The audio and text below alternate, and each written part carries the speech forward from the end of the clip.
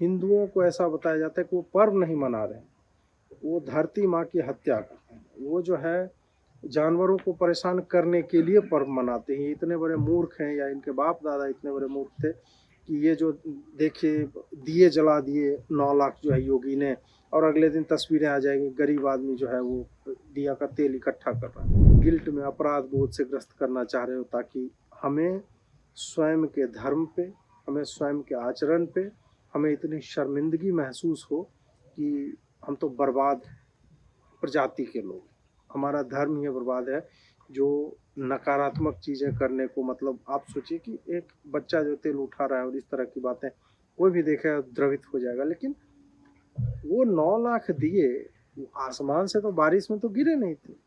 9 लाख दिए किसी कुम्हार ने बनाए होंगे ना। क्या तो कुछ लोग ये भी कहते हैं कि राम के ज़माने में तो आतिशबाजी नहीं होती थी। ठीक है, राम के ज़माने में कार भी नहीं होती थी, एयर कंडीशनर्स भी नहीं होते थे, टी शर्ट नहीं होता था, जीन्स नहीं होता था, आईफोन नहीं होता था।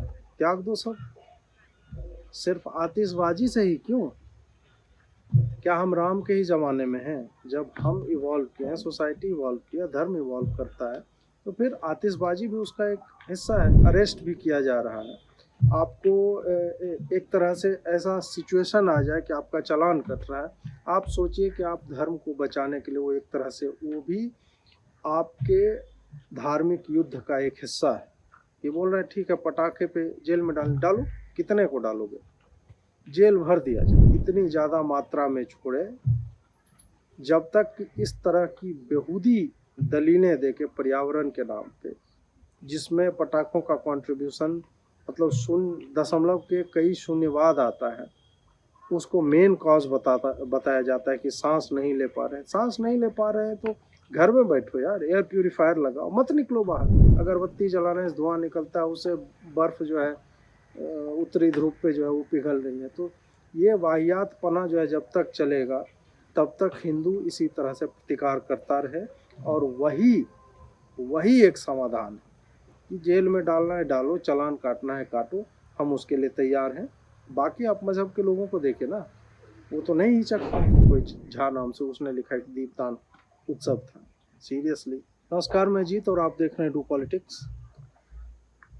अभी जो लगातार आंकड़े आ रहे हैं, डेटा आ रहा है, और आप लोगों ने भी खबरें पढ़ी होंगी कि किस तरह से मिलॉट्स जो हैं वो लगातार चिंता जता रहे हैं कि दिल्ली की हवा कितनी ख़राब हो गई है और पूरा दिन बेकार गया है। आपने तस्वीरें देखी होंगी, ट्वीट्स पढ़े होंगे कि काफ़ी लोग चिंता जता रहे हैं। इस वीडियो को बनाने का प्रयोजन एक ही है कि किस तरह से एक साथ जब लोग सविनय अवज्ञा करते हैं, विनम्रता पूर्वक जो है मिलॉर्डों को जब कहते हैं कि जो अपना बैन का जो स्टेटमेंट दिया ना, वो विनम्रता पूर्वक हम आपसे अनुरोध कर रहे हैं कि उसकी बत्ती बना के अपने स्थान विशेष में डाल लीजिए, क्योंकि उसका कोई मतलब नहीं है, उसको कोई फॉलो नहीं करने वाला है।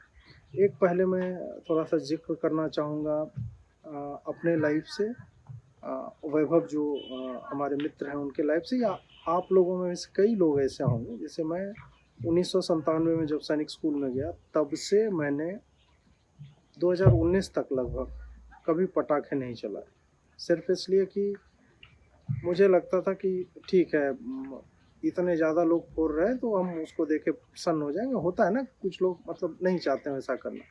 लेकिन जब कोई मेरे धर्म से जुड़ी चीज़ों को कोई उस पर बैन डालता है, प्रतिबंध लगाता है कि तुम ऐसा नहीं कर सकते, और उसका कोई लॉजिक नहीं है, जब आप प्रदूषण का लॉजिक देते हैं, जो कि उन्हीं मिलॉर्ड की गाड़ियां ज़्यादा प्रदूषित करती हैं, उनके घरों में, उनके चैम्बर में, हर जगह जो एयर कंडीशनर्स लगे हुए हैं वो ज़्यादा करते हैं, फ्रिज से ज़्यादा दूषण होता है। आपके घरों के आगे जो इन और आउट गेट होता है, वहाँ जो फाउंटेन्स लगे होते हैं, पानी की बर्बादी होती है। इन सब पे आप चिंतित नहीं होते हैं, और आप चिंतित किस बात से होते हैं कि जिसका 0.003% कॉन्ट्रीब्यूशन है पूरे साल में भी नहीं, उस दिन में भी। तो जब आप इस तरह के अवैज्ञानिक बातें करते हैं तो एक दिन तो वो समाज रिटेलिएशन देगा ही। पिछले साल तक चोक करने की कोशिश हुई कि पटाखेबाजी जो है हिंदू को करने ही नहीं दिया जाएगा। पिछले साल तक दिल्ली में ऐसा हुआ करता था, क्योंकि दिल्ली ऐसी जगह पे है कि पंजाब में जब पराली मतलब धान के जो पौधे होते हैं जिनका ऊपर से क्लिप कर लिया जाता है, सिर्फ धान की बालियाँ, बाकी छोड़ दिया जाता है खेतों में ही, तो उसको जलाया जाता है।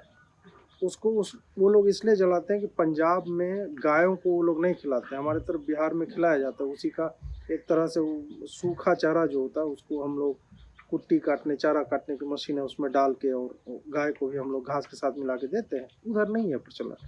तो बावजूद इसके कि आप पंजाब के किसानों को एक अल्टरनेटिव दें, या दिल्ली में जो इतना रैपिड कंस्ट्रक्शन हो रहा है जिसके कारण आपको जान के मतलब अचंभा होगा कि सबसे ज़्यादा प्रदूषक जो होता है वायु प्रदूषण और सांस लेने जो कठिनाई होती है वो सारा कंस्ट्रक्शन डस्ट होता है, या सड़कों पे जब गाड़ियाँ चलती हैं तो उससे निकलने वाला धुआं, और वो जो उससे जो धूल डिस्प्लेस होता है और हवाओं में जाता है, फिर आपको कोहरा आ जाता है, मिस्ट आ जाता है, उसमें जो है सस्पेंडेड पार्टिकल्स बन जाते हैं, उसके कारण प्रदूषण होता है। लेकिन मिलॉर्ड्स को लगा कि नहीं, हम जो है सीधा एक ब्लैंकेट बैन डाल देंगे, और इस बार सिर्फ दिल्ली के नहीं, सुप्रीम कोर्ट को नहीं लगा, कलकत्ता वालों ने कर दिया, पता चला एक और कोई हाई कोर्ट है वो भी कर रहा है। सारे जजों को ये एक निर्णय सुनाने की जगह एक्टिविज्म इनको सूझ रहा है, और यही कारण है कि जनता इतनी त्रस्त हो गई इनसे, हिंदू इतने त्रस्त हो गए कि उनको सीधा लगा कि ये जुडिशियल ओवर रीच भी नहीं है, ये अपने आप को जुडिशरी जो है देवता मानने लगी है कि हम जो चाहे हम वो करवाएंगे। और खास करके ये सारा ज्ञान आता है हिंदुओं के पर्व त्योहारों पे। बकरीद में कितने जानवरों को हलाल किया जाता है, हत्या होती है। क्रिसमस में कितने पक्षी मरते हैं। मतलब ये उनके रिलीजियस चॉइस, एक तरह से चॉइस भी नहीं, उसमें एक तरह से अनिवार्यता है कि नहीं हमें तो काटना है, हमें तो खाना ही है। और आप ये भी जान लीजिए कि बीफ या रेड मीट का इंडस्ट्री या जो भी है, ये कैटल इंडस्ट्री, जो कैटल स्लॉटर होता है, वो सबसे ज़्यादा मीथेन उत्सर्जक है और सबसे ज़्यादा उससे पर्यावरण को डैमेज होता है। मीट प्रोसेसिंग में पानी की सबसे ज़्यादा बर्बादी होती है। तो इन सब चीज़ों पे जो वैज्ञानिकता वाली चीज़ है उस पर मिलॉर्ड्स कभी नहीं उठते। तो ये सारी जागरूकता जब 2-3 सालों से हिंदुओं के सामने रखी गई, और तब जब उन्होंने ये जो बैन को डिफाई करने का इस साल जो इन्होंने कोशिश की कि मिलॉर्डों के स्थान विशेष में जो है रॉकेट जो है वहाँ से छोड़ा जाए, और एक तरह सांकेतिक तौर पे हिंदुओं ने वही किया इस बार। आप जाइए दिल्ली, नोएडा, गाजियाबाद सबका देख लीजिए कि उन्होंने बताया कि तुम जब इस तरह से ओवर रीच करोगे और 4-4 करोड़ केस पेंडिंग है और तुम्हें ये ज्ञान देने में लगा हुआ, अवेयरनेस का रास्ता आप नहीं चुन रहे कि ज़्यादा से ज़्यादा लोग खुद ही अवेयर हो कि हाँ ठीक है नहीं करेंगे, कम करेंगे, तुम ब्लैंकेट बैन लगा रहे हो। तो इसी कारण हमने डिफाई किया, सब लोग कर रहे हैं, और उन्होंने दिखा दिया कि आपके बैन की बत्ती बना के कहाँ डाल दी जाएगी, वहाँ डाली जाएगी जहाँ सूर्य नहीं चमकता। और हमें लगातार इस तरह के जितने बैन्स होते हैं, खास करके हिंदू त्योहारों को लेके जो भी ज्ञान दिया जाता है कि दिवाली में पानी की बर्बादी होती है, महाशिवरात्रि में दूध की बर्बादी होती है, गणेश चतुर्थी में जो है समुद्र में पॉल्यूशन जाता है, और दुर्गा पूजा में जो है नदी और पोखरे में विसर्जन, मतलब सारा ज्ञान हिंदुओं के लिए जब रहेगा और वो हमें दिखता है कि तुम कोई इन्वायरमेंट को लेकर नहीं, तुम चाहते हो कि मैं फेमस हो जाऊँ, फलाने जज ने ये बात कह दी, और इन्वायरमेंट वाली जो एक गिरोह, लॉबी भी नहीं, गिरोह नकारात्मक शब्द है, तो ये उस गिरोह का हिस्सा बनते हैं और प्रीच करते हैं कि हमें क्या करना चाहिए, कैसे करना चाहिए। तो उनको हिंदू ने इस बार उनकी जगह दिखा दी। सेफ दिवाली के जो मैसेज आते हैं, तो सुरक्षित दिवाली मनाना एक चॉइस है, वो हमारे ऊपर है कि हम कैसे मनाएं। और जब तुम सेफ दिवाली कहते हो, डोंट फायर क्रैकर्स और इस तरह की बातें करते हो, तो तुम फिर वही प्रवचन वाली मुद्रा में आ जाते हो। ऐसे ऐसे हीरोइनें हैं जो बीफ खाती पाई जाती हैं, ईद पे हैप्पी ईद लिखेंगी, मैरी क्रिसमस लिखेगी, तब ने बोलेगी बी काइंड टू एनिमल्स। सारा का आप सोचिए कि पटाखे फोड़ने से इनको लगता है कि जानवर जो है वो परेशान हो जाते हैं, और एक तरह से फिर इनके लॉजिक से देखें तो सही बात है कि बकरीद में तो मार ही देते हैं तो परेशान तो होता ही नहीं, हो जो मर ही जाएगा वो परेशान कैसे होगा। तो उस हिसाब से अगर देखा जाए तो वो सही कहते हैं। तो जब तुम सेफ क्रिसमस या सेफ ईद या be kind to animals on Eid नहीं करते हो, और सारा ज्ञान अधकचरा ज्ञान जब तुम्हारा इन सेलिब्रिटीज़ का हिंदुओं के ही पर्व त्योहारों पे आता है, तब फिर वही है कि तुम्हें रेजिस्टेंस तो मिलेगा ही, तुम्हें गालियां तो पड़ेंगी, और हिंदुओं को लगातार इन मुद्दों पे खुल के फ्रंट फुट पे खेलते रहना चाहिए, जैसे उन्होंने इस बार खेला। हमेशा एक जो होता है, एक गिल्ट इंडक्शन किया जाता है हिंदुओं में हर पर्व को लेकर। मैंने गिना ही दिया आपको, हर बार हिंदुओं को ऐसा बताया जाता है कि वो पर्व नहीं मना रहे हैं, वो धरती माँ की हत्या कर रहे हैं, वो जो है जानवरों को परेशान करने के लिए पर्व मनाते हैं। इतने बड़े मूर्ख हैं, या इनके बाप दादा इतने बड़े मूर्ख थे कि ये जो देखिए दिए जला दिए 9 लाख जो है योगी ने, और अगले दिन तस्वीरें आ जाएंगी, गरीब आदमी जो है वो दिया का तेल इकट्ठा कर रहा है, और बोला जाता है इससे कितने गरीबों का खाना मिल जाता, और वो जो है भारत इतना गरीब है, और हम जो है किस बात का उत्सव, किस बात की दिवाली। तो कांग्रेस वालों ने भी कुछ इसी तरह की नौटंकी की थी कि उन्होंने लिख दिया धनतेरस के दिन की महिलाओं के ऊपर अत्याचार हो रहा है, 61% अत्याचार बढ़ गया है। 2020 के डेटा से कंपेयर कर रहे थे कि 2020 में, जबकि लॉकडाउन के टाइम में क्राइम ऐसे ही बहुत नीचे जा चुका था, 19 के डेटा से इन्होंने कंपेयर नहीं किया। तो ये सब बताता है ना कि आपकी सोच कहाँ पे है, कि आप बच्चों को तेल उठाता दिखा दोगे, इंजर्ड एनिमल एक आध दो दिखा दोगे, हो सकता है वो इस साल का ना हो, पिछले साल का, उसके बाद गरीबी के ऊपर लेक्चर दोगे। तो हम ये बातें अब समझने लगे हैं कि तुम हमें कहाँ पे ले जाना चाह रहे हो, तुम हमें गिल्ट में, अपराध बोध से ग्रस्त करना चाह रहे हो, ताकि हमें स्वयं के धर्म पे, हमें स्वयं के आचरण पे, हमें इतनी शर्मिंदगी महसूस हो कि हम तो बर्बाद प्रजाति के लोग, हमारा धर्म ही बर्बाद है जो नकारात्मक चीज़ें करने को, मतलब आप सोचिए कि एक बच्चा जो तेल उठा रहा है और इस तरह की बातें कोई भी देखेगा द्रवित हो जाएगा। लेकिन वो 9 लाख दिए आसमान से तो बारिश में तो गिरे नहीं थे, 9 लाख दिए किसी कुम्हार ने बनाए होंगे ना। 9 लाख दिए ऐसा तो है नहीं कि मतलब somebody rained it down from the heavens। तो तुम जब इन बातों को नहीं समझते हो, और उसमें जो तेल है वो कहीं से तो आया होगा ना, प्रोसेस होके, कुम्हार ने वो दिए बनाए होंगे, कितने लोगों को रोजगार मिला, उस पर नहीं जाना है। नहीं तेल जो है ठीक तो है, जिसके घर में नहीं है अगर उठा के वो बेच ले या प्रोसेस कर ले, ठीक है, एक दिन के लिए उसका काम तो चल जाएगा ना।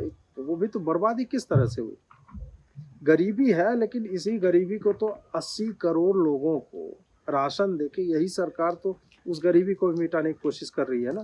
उस पर चर्चा क्यों नहीं होती, सिर्फ इसी पे चर्चा क्यों होती। फिर एक नैरेटिव आता है कि दिवाली जो है वो हिंदू फेस्टिवल नहीं है, ये तो बुद्धिस्ट दीपदान उत्सव है। प्रिंट वालों ने ये नौटंकी की थी। कुछ दिन के बाद अब मतलब मुगल्स को इसमें ले आया जाता है कि नहीं फलाना एकदम, वो देखिए चांद देख रहे थे कृष्ण नंद लाला, ईद जो है हिंदू मनाते थे, और ये पेंटिंग में इनका पूरा एक कोई झाटू इतिहासकार है, कोई झा नाम से, उसने लिखा है कि दीपदान उत्सव था। सीरियसली, मतलब बुद्धिज्म जो हिंदुइज्म का सनातन धर्म की एक शाखा भर है, जिसे हिंदू धर्म का अंग प्रत्यंग माना जाता है, चाहे बुद्धिज्म हो, सिखिज्म हो, जैनिज्म हो, ये सब हिंदू धर्म से ही निकले हैं। रामायण में राम भगवान के आने पे दीपों की कतार लगाई गई थी, घी के दिए जलाए गए थे, ये तब से दीपावली। और उसको जो है बोला जाता है कि नहीं तो बुद्ध लोग ऐसा करते थे, दीपदान उत्सव होता था, बुद्धिस्ट है एक्चुअल में फेस्टिवल। अब जबकि मैंने राम को कोट किया, तो कुछ लोग ये भी कहते हैं कि राम के ज़माने में तो आतिशबाजी नहीं होती। ठीक है, राम के ज़माने में कार भी नहीं होती थी, एयर कंडीशनर्स भी नहीं होते थे, टी शर्ट नहीं होता था, जीन्स नहीं होता था, आईफोन नहीं होता था, त्याग दो सब, सिर्फ आतिशबाजी से ही क्यों। क्या हम राम के ही ज़माने में हैं? जब हम इवॉल्व किए हैं, सोसाइटी इवॉल्व किया, धर्म इवॉल्व करता है, तो फिर आतिशबाजी भी उसका एक हिस्सा है। और जो पटाखेबाजी क्रिसमस को स्वीकार्य हो जाती है, न्यू ईयर को स्वीकार्य हो जाती है, वो सिर्फ दीपावली पे क्यों, मतलब इतना स्थान विशेष में इन लोगों के दर्द होने लगता है। तो ये सारी बातें भी हमें देखनी होगी। मुगलों को कहीं ना कहीं से खींच के इसमें ड्रैग कर लिया जाता है, जैसे कि हर चीज़, और ये डेस्परेशन है।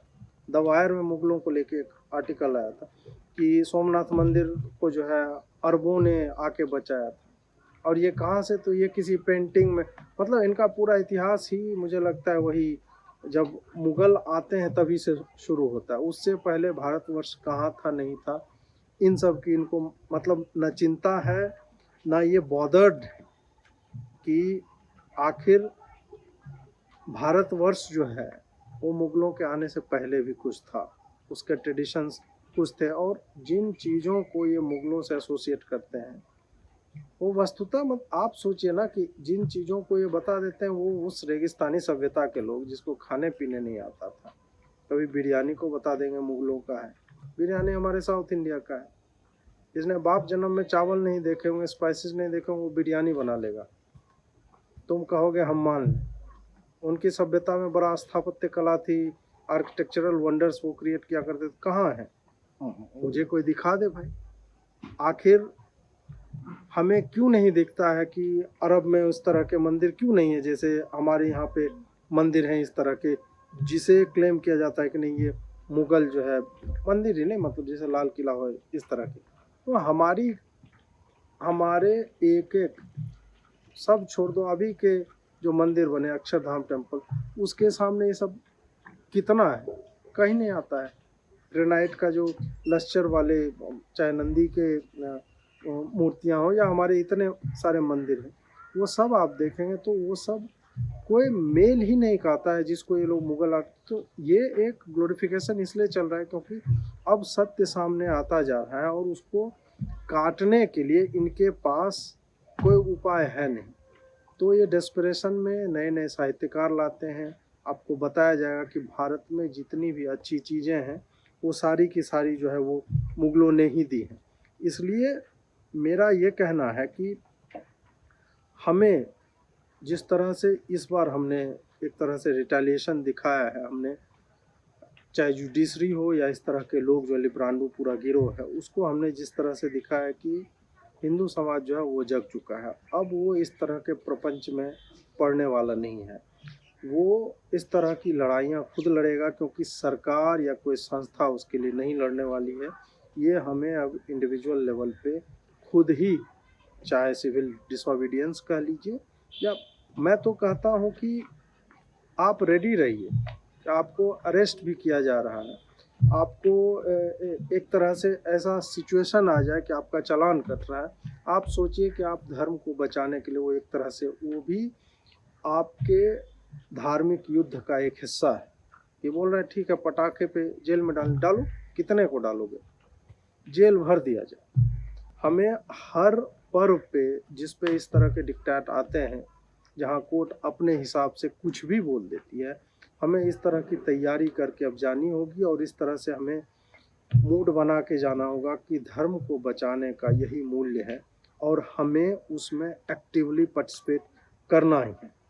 इसी वीडियो में मैं ये भी मतलब यही मुद्दा इसलिए बताना चाहूँगा कि धर्मांश फाउंडेशन है जो कि हिंदुओं को एक तरह से संगठित करना चाह रहा है और हिंदुओं को आर्थिक रूप से संगठित करना चाह रहा है, ताकि उन्हें जब भी इस तरह की नीड हो, जैसे कोई अपना आदमी गलत तरह से चला गया, उसके ऊपर किसी तरह का केस बन गया जो कि नहीं होना चाहिए, असंवैधानिक है या इलीगल है, फिर भी उसको फंसाया जा रहा है, तो हमारे पास एक ऐसी संस्था होनी चाहिए जो तुरंत ही उसके लिए लॉयर्स खड़े कर सके। किसी की हत्या मजहबी दंगों में हो जाती है तो तुरंत उसके घर वालों को 50 लाख रुपया भी दिया जाए, फिनेंशियल प्लानिंग भी बताई जाए कि तुम इस पैसे का प्रयोग जो है कैसे आगे कर सकते हो। तो उसी में ये धर्मांश फाउंडेशन नाम की संस्था है, वो आई है और वो चाहती है कि हर एक हिंदू 100 रुपये प्रति महीने धर्मांश फाउंडेशन को दे, और ये फिर पब्लिकली हम लोग मैं लाऊंगा, उन लोगों से मिलवाऊंगा जो इनके पीछे हैं, जो इस तरह की योजना बना रहे हैं, और उस पर एक जो दशांश देने की पहले होता था कि आप जितना कमा रहे हैं उसका 10वां भाग जो है धर्म के कार्यों में लगाए, कुआं खुदवाइए, अपने गांव के मंदिर को दे दीजिए, गांव में कोई समस्या है उसको दे दीजिए, गरीबों को आप दान दीजिए, बस दशांश जो है वो आपको हमेशा देना चाहिए, क्योंकि वो दशांश जो है वो आपका रिटर्न होगा, वो दुगने मतलब दुगने तरीके से, दुगने मूल्य के साथ आपके पास वापस लौटेगा।